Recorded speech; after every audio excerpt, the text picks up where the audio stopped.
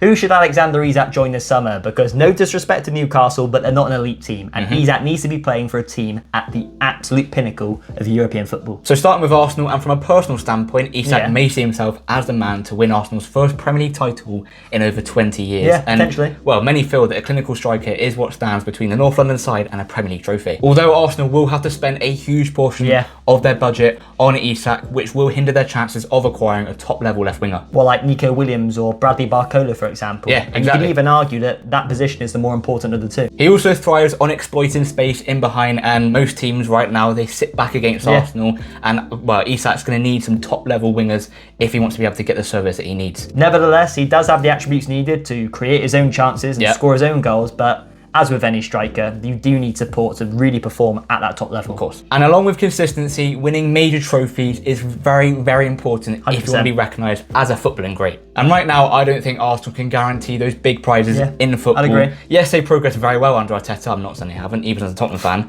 But one FA Cup in what has come up to, 5 years now? Just not good enough. It is shocking, let's be real. That resume is not good enough. And they don't quite have that winning mentality, that winning culture, like these other clubs that we're going to mention soon do. Or the European pedigree. Yeah. Moving on to Barcelona, and despite the fact they have an informed Lewandowski up top, he's 36 years old, and they have to be looking at the succession plan over the coming windows. But as you are aware, they are currently in the financial predicament. They're struggling to even keep current assets, let alone worry about signing any new ones. And what, is Isak going to cost in excess of £100 million? Yeah, definitely. Where is Barca going to get that money from? I don't know, I'm not too sure. But if they can mitigate these issues somehow and come to some sort of conclusion and actually get Isak through the door, like I said, may seem unlikely, it would be a perfect fit because he is of a similar mold to Lewandowski. Yeah. Quick, clinical, can obviously stretch the defence in behind and offers that link-up play as well that Lewandowski does, because you do see Lewandowski drop deep like he did for that Yamal goal the other day against Real Madrid. Yeah. Drop deep, played a brilliant pass through, and like I said, Isak shares a lot of similar qualities with the Polish striker. Next up, Real Madrid, and unfortunately for Isak, this, in my opinion, is probably the most unlikely destination for him in the upcoming windows, because that is just due to their immense quality in the final third.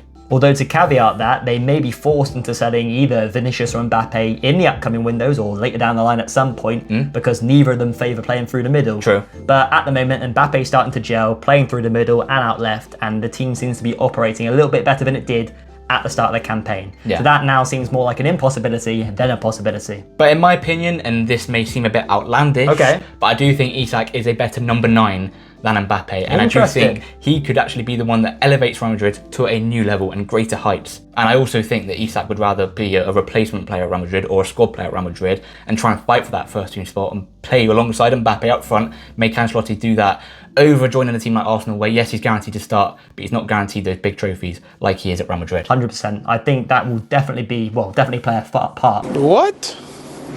In his thought process when picking one of these 4 teams or someone else. And finally, Liverpool. And for me, this is the best move you can make. And that may seem biased because I'm a Liverpool fan, but for me, the stars align for Alexander Isak.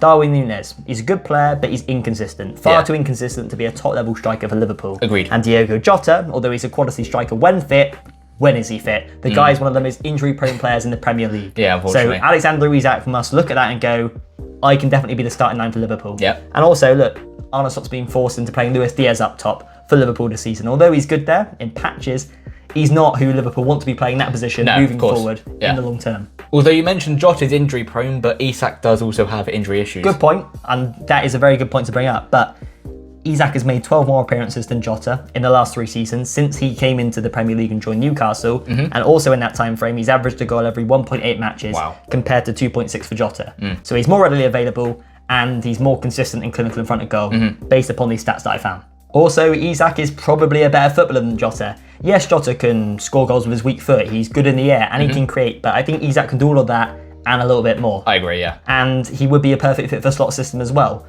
Yes, Jota's the good fit, but like we said, he's barely available in the season. He's not just dependable. came back the other day and is injured again. And although he's like we said, has injury issues, he's more dependable than Jota. And Darwin Núñez just doesn't fit Slot's system in the slightest. He's not good enough, I don't think. He can stretch the back line and penetrate runs in behind.